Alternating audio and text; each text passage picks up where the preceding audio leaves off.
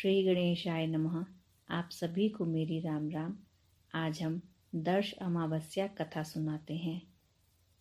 पौराणिक कथा के अनुसार पुराने समय की बात है कि समस्त 12 सिंगात्माएं सोम रोज पर रहा करती थी। उनमें से एक आत्मा ने गर्भ धारण करने के बाद एक खूबसूरत सी कन्या को जन्म दिया, जिसका नाम अछोदा रखा गया। अछोदा बचपन से ही अपनी माता की देख रेख में पली बड़ी थी।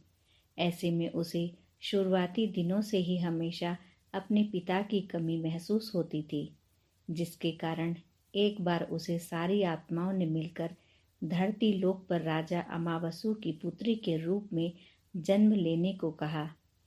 राजा अमावसु एक प्रसिद्ध और महान राजा थे।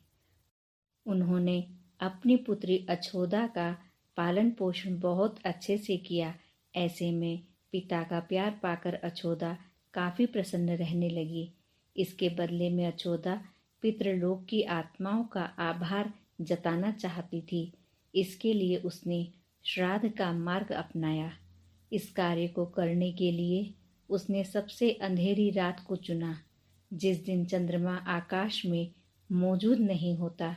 उस दिन वह पितृ आत्माओं का विधि विधान से पूजन करने लगी।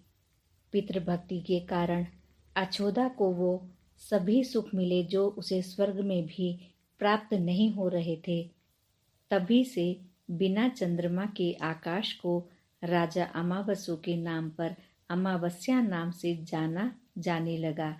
मान्यता है कि इस दिन पितृ अपने लोक से धरती पर वापस आते हैं और अपने परिवारजनों को आशीर्वाद देते हैं।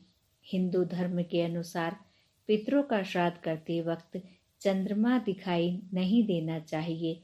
यही कारण है कि दर्श अमावस्या के दिन पितरों का श्राद्ध करने की प्रथा है। मान्यताओं के अनुसार आज के दिन जो लोग दर्श अमावस्या की पूजा और उपवास करते हैं, उन पर भगवान शिव और चंद्रमा की विशेष कृपा होती है।